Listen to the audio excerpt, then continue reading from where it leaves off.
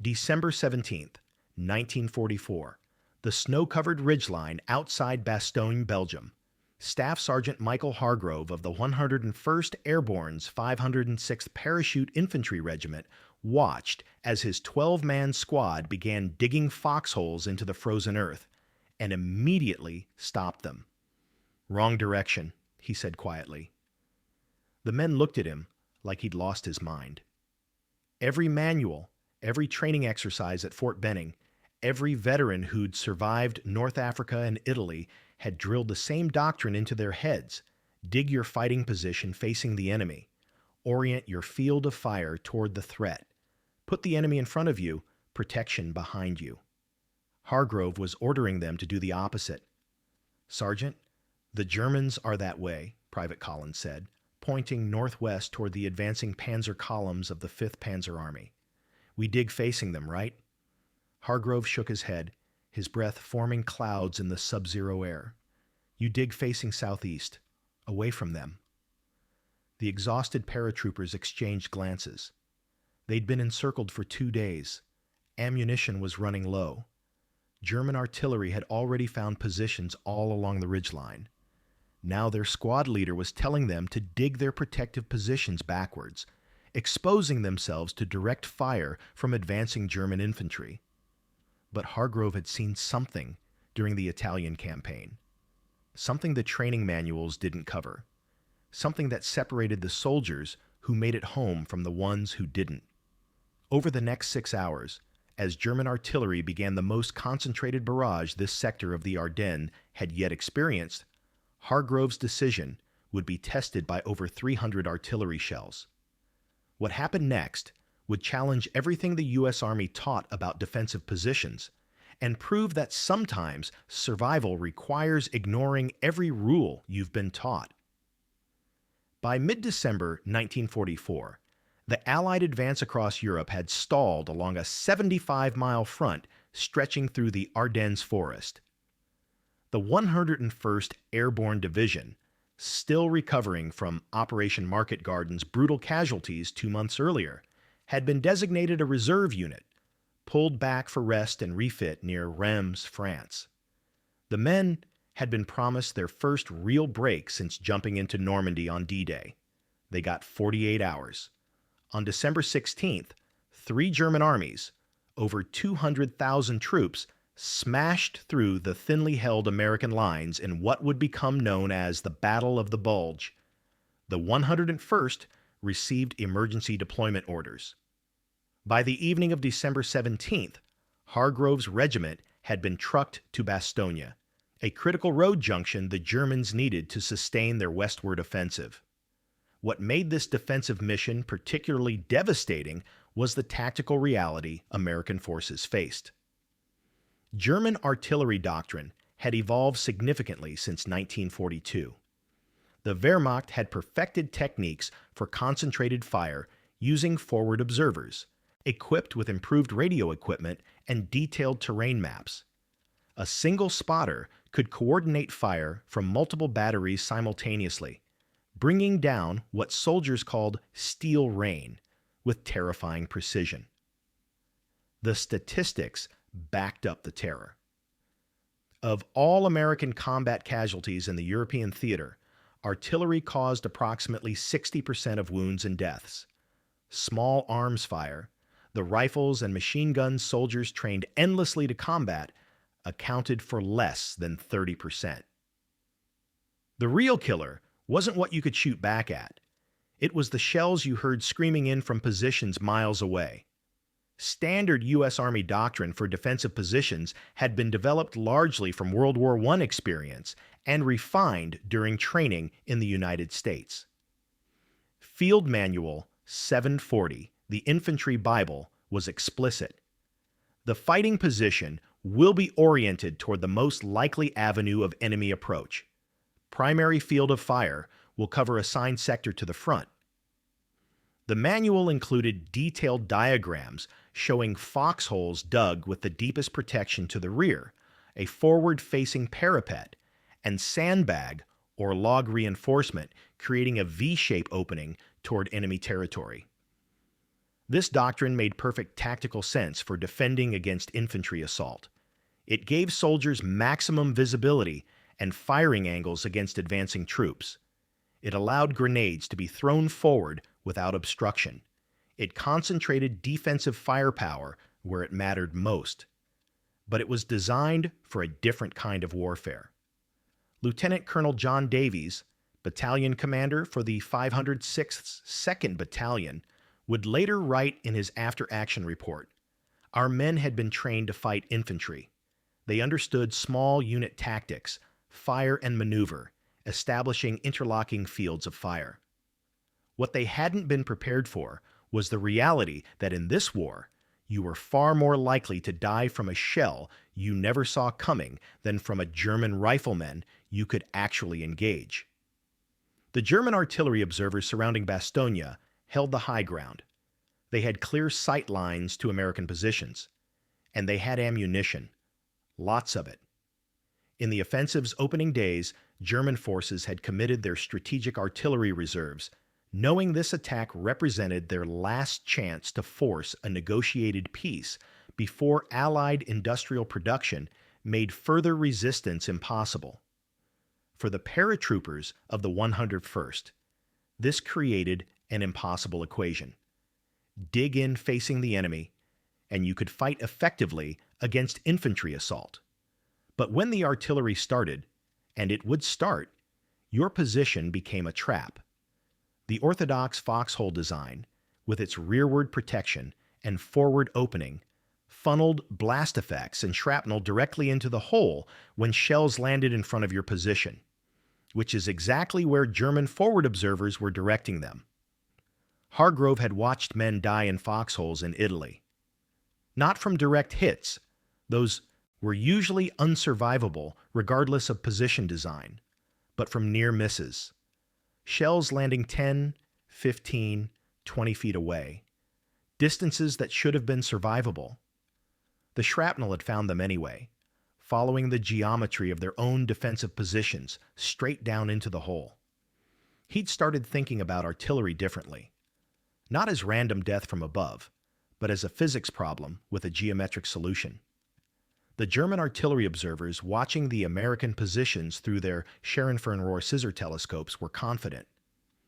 Oberstleutnant Friedrich Bauer, coordinating fire for the 18th Volksgrenadier Division's attached artillery battalion, had directed barrages against British positions at Caen, American positions in the Hurtgen Forest, and Soviet positions outside Warsaw. He knew how American paratroopers fought. They were aggressive, well-trained, and dangerously effective in close combat. But they were also predictable. American doctrine was standardized across all units. They dug the same positions, established the same defensive patterns, responded to artillery the same way every time.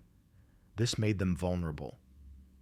"They will dig facing us," Bauer told his forward observers on the morning of December 18th. "When the barrage begins, they will shelter in their holes. We will bracket their positions with ranging shots, then walk the barrage across their line. Standard procedure." What German artillery commanders had learned was that the American foxhole design, while excellent for small arms defense, created a predictable vulnerability envelope. High explosive shells detonating in front of a forward-facing foxhole would drive shrapnel downward and backward, directly into the occupied space. The blast wave would follow the same path of least resistance, channeling through the opening the defenders needed for visibility and fire. The Wehrmacht had tested captured American field manuals extensively. They understood the doctrine better than many American officers. When you knew exactly how the enemy would position themselves, you could calculate precise firing solutions. You didn't need direct hits. You just needed to drop shells in the predicted zone 15 to 20 feet in front of their positions. The foxholes themselves would do the rest of the work. For the men of Hargrove's squad, the fear was tangible. Private Eddie Morrison had survived Market Garden by pure luck. The German 80 mm shell that landed next to his foxhole had been a dud. Private First Class Robert Chin had watched his best friend die in a perfectly constructed position near Eindhoven when a near miss drove a fist-sized chunk of shrapnel through the opening. Everyone had stories. Everyone knew someone who'd been killed in their hole. They'd been trained that proper technique would protect them. Dig deep enough, reinforce properly, maintain overhead cover. But the mathematics of high explosive artillery didn't care about proper technique. The shells found you anyway. Then came Hargrove's order. Dig backwards. Face southeast, away from the German lines. "Sarge, this is insane," Corporal Davis said. "We won't see them coming. We can't cover our sector." "We'll set up observation posts," Hargrove replied, rotating watch. 2 men forward at all times with a field phone. When they report movement, we move to fighting positions outside the holes. And when the artillery starts, then you'll understand why I'm doing this. By dusk, on December 17th, every man in the squad had a foxhole facing the wrong direction, and the German observers had taken note. Before we continue, I'd love to know where you're watching from and what you know about defensive tactics in World War II. Drop a comment below and let me know if you'd heard about unconventional foxhole techniques before. And if you're enjoying these deep dives into World War II infantry combat, hit that subscribe button.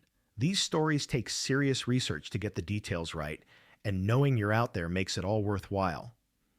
The barrage began at 0445 hours on December 18th. Hargrove was awake when the first shells screamed in. The sound started as a distant freight train rumble, building to a howling shriek that made your teeth ache. 6 seconds of warning. Then the world exploded.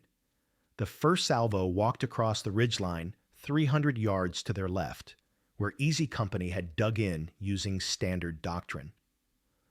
Orange fireballs erupted from the frozen ground. The concussion waves hit like physical blows. Snow and dirt and shattered pine trees fountained into the pre-dawn darkness. "Into the holes!" Hargrove shouted. "Everyone down now!" The 2 men on forward observation, Collins and Morrison, sprinted back from their concealed position and dove into their foxholes.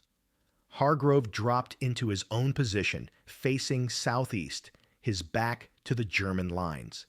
Every instinct, every hour of training screamed at him that he was doing this wrong. The second salvo adjusted 300 yards closer. The German forward observers were walking the barrage methodically across the American defensive line. This was textbook counter-infantry fire. Start beyond the target, adjust based on observed impacts, then maintain sustained fire across the confirmed enemy position. Each 105mm shell contained approximately 4.8 pounds of TNT and fragmented into roughly 1,500 pieces of lethal shrapnel. At a range of 30 feet, every fragment was deadly. At 50 feet, most were still dangerous. At 75 feet, you were in what artillery officers called the wounding zone. The third salvo landed 200 yards to their left. Through the chaos, Hargrove could hear screaming. Easy Company was taking casualties. Men in properly constructed forward-facing foxholes were being killed by shells that never directly hit their positions. The geometry was betraying them. The fourth salvo landed 100 yards away. "Sergeant!" Davis shouted from the next hole over. "They're ranging us!" Hargrove pressed his face into the frozen dirt at the rear of his foxhole. His men were doing the same, trusting his judgment, their backs to the enemy they'd been trained to face. He could feel the impacts through the ground now, rhythmic hammer blows that made the earth shudder. The fifth salvo landed 50 yards to their left. Then, the German artillery found their sector. The first shell landed 23 feet in front of Corporal Davis's foxhole, exactly where a German forward observer would expect the opening of a standard American defensive position to be. The 150mm high-explosive round detonated on impact. The explosion created a crater 4 feet deep and 8 feet across. The blast wave expanded spherically from the detonation point, but the shrapnel, those 1,500 lethal fragments, followed ballistic trajectories determined by physics and geometry. In a standard foxhole, facing forward toward the enemy, Davis would have been directly in line with the primary fragmentation cone. The shrapnel would have swept through the opening of his position like a shotgun blast. The blast wave would have channeled down through the same opening, creating overpressure that ruptured lungs and eardrums. Instead, the shrapnel and blast wave hit the rear wall of Davis's foxhole. The reinforced earth and logs absorbed the energy. Davis, facing away from the explosion, was protected by 2 feet of frozen dirt and the fundamental geometry of his reversed position. "I'm okay," he shouted. "I'm okay." The barrage intensified. Over the next 45 minutes, German artillery dropped an estimated 300 shells across their sector. The forward observers had marked their position accurately. Shells landed in precise patterns: 20 feet to the left, 20 feet to the right, 20 feet in front, 20 feet behind. The German artillery doctrine called for saturating a target zone with a grid pattern, ensuring no position within the target area could avoid the effects. But the geometry was working against them. Private Chen's foxhole took a near miss 17 feet to the front. He felt the impact through his entire body, his vision going white from the flash. Dirt and shrapnel rained down on his helmet. When his hearing returned, he realized he was uninjured. The blast had been channeled over and past his position. Morrison's hole took 3 near misses, 2 in front, 1 to the left. Each time, he pressed himself against the rear wall, letting the earth absorb what would have killed him in a conventional position. The German shells were landing exactly where they were supposed to. The problem was that American soldiers weren't where German doctrine said they should be. At 05:37 hours, the barrage shifted. The German artillery began walking their fire farther south, seeking other American positions. In the sudden relative silence, broken only by ringing ears and distant explosions, Hargrove's squad began checking in. "Davis, intact. Chen, here. Morrison, good. Collins, check." One by one, all 12 men reported in. Some had minor wounds from debris and blast concussion. Private Rodriguez had a bleeding cut on his forehead, where a piece of wood from overhead cover had struck him. Corporal Jackson had burned his hand grabbing a shell fragment that landed in his foxhole, still glowing red-hot. But they were alive. All of them. Hargrove pulled himself out of his foxhole and looked left toward Easy Company's sector.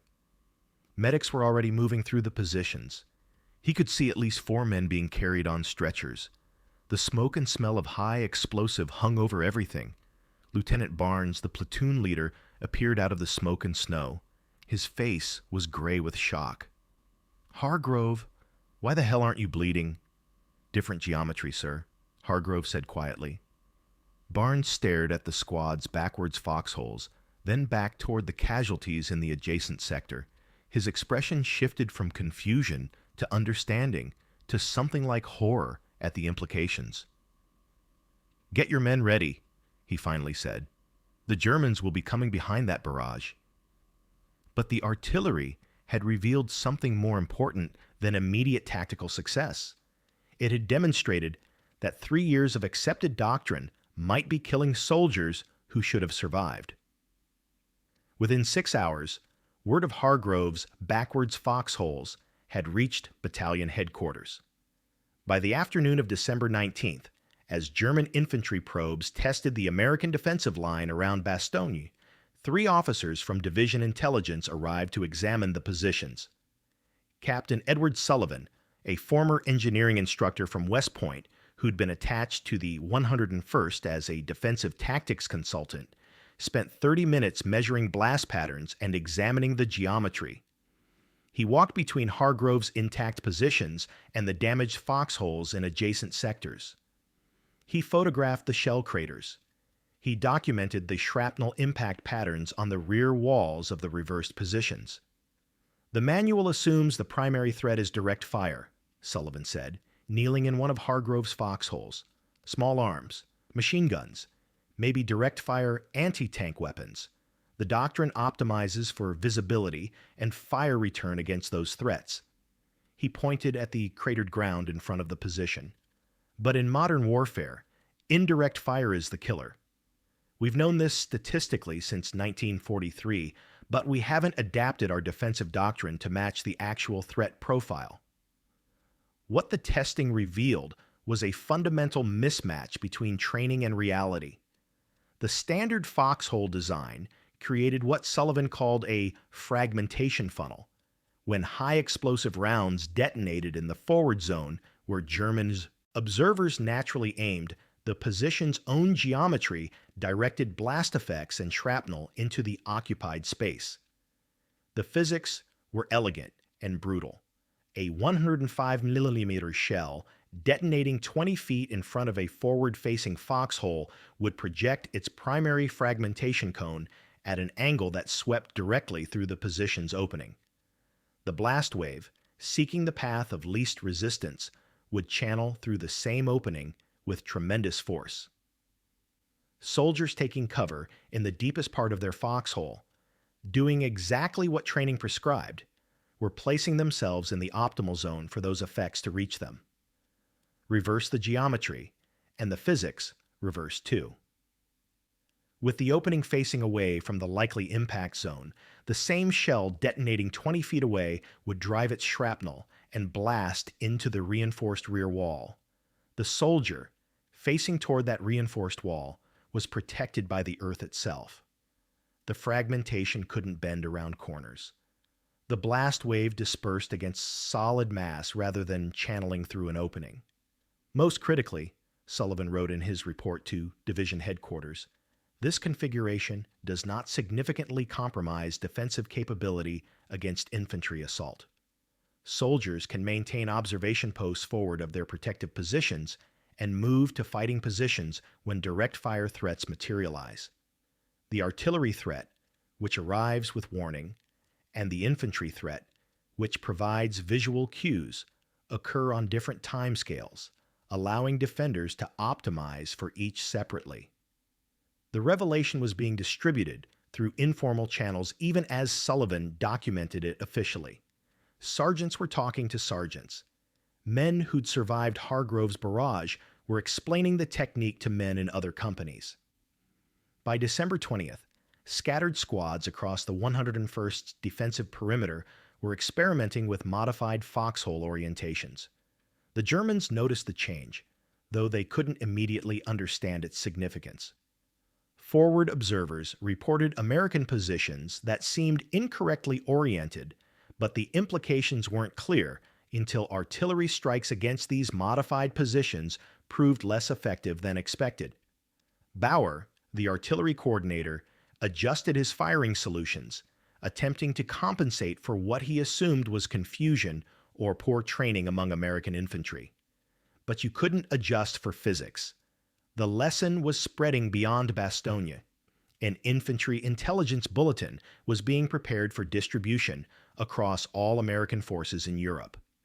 Field Manual 740 wasn't being officially revised. The bureaucracy of military doctrine moved too slowly for battlefield innovations. But a supplement was in development. Protection against indirect fire, alternative defensive position configurations. One sergeant's observation, made under fire, was being systematically analyzed and distributed through the WWII, largest military organization in American history. The question was whether it would reach other units before those units faced their own artillery barrages. Hargrove's squad remained in defensive positions outside Bastogne until December 27th, when Patton's Third Army broke through the German encirclement. During those 10 days, they endured 7 more sustained artillery barrages, each time the backwards foxholes protected them. Each time, the casualty reports from adjacent units using standard doctrine confirmed the difference geometry made. Final statistics from the Bastogne defensive period revealed stark contrasts. In sectors where modified foxhole designs had been implemented, Artillery caused casualties dropped by approximately 40% compared to sectors using standard configurations. This didn't account for improved survival from other factors: medical treatment, supply availability, shell quality. But the correlation was significant enough that by January 1945, the technique was being unofficially adopted across multiple infantry divisions. Hargrove himself survived the war. He was awarded the Bronze Star for his actions at Bastogne, though the citation focused on exemplary leadership under fire, rather than specifically mentioning the Foxhole innovation. He was promoted to technical sergeant and finished the war with the 506th in Austria. After returning home to Pennsylvania, he worked as a high school mathematics teacher, rarely speaking about his military service. The official recognition came slower.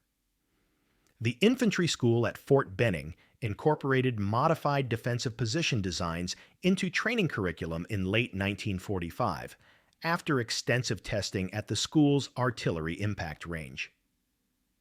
The revised doctrine acknowledged that orientation of protective positions should account for the most likely threat vector, which in modern combat frequently originates from indirect fire rather than direct assault. Post-war analysis by Army historians calculated that if modified foxhole techniques had been implemented across all infantry divisions from December 1944 onward, approximately 2,300 lives might have been saved during the final 6 months of combat in Europe. That number was speculative. Battle conditions varied enormously, but it represented a conservative estimate based on observed casualty reduction rates. The lesson influenced more than just American doctrine. British forces, examining after-action reports from the Ardennes, began experimenting with similar modifications to their defensive positions. The technique appeared in tactical manuals distributed during the Korean War, though the different terrain and combat conditions required further adaptation. What made Hargrove's innovation particularly significant was that it emerged from observation rather than theoretical analysis. He wasn't an engineer or a tactics instructor. He was a sergeant who'd watched his men die and asked a simple question: what if we're optimizing for the wrong threat? The answer saved lives.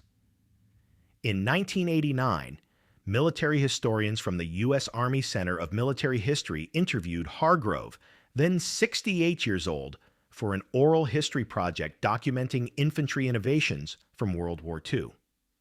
When asked about the backwards foxholes, he was characteristically modest. "I just paid attention," he said. "The shells were killing more men than the bullets. Seemed logical to protect against what was actually doing the killing." That simple observation, that you should defend against the threat that exists, not the threat your training prepared you for, became a case study in military adaptation that's still taught at the infantry school today. War reduces survival to fundamental questions, not courage or ideology or tactical brilliance, but basic physics and geometry. The angle of a shell's trajectory, the density of frozen earth, the direction a soldier faces when the world explodes around him. Hargrove's innovation worked because he understood that doctrine serves soldiers, not the other way around. When the manual becomes more important than the mission, when following procedure matters more than coming home alive, you've lost the ability to adapt.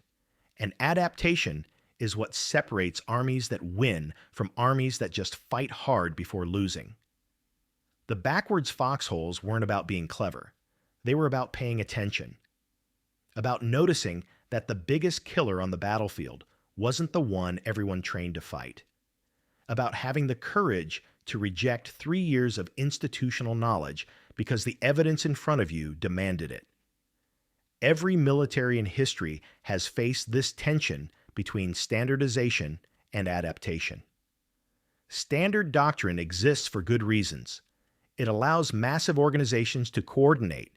It preserves lessons learned by previous generations. It prevents every unit from reinventing basic tactics.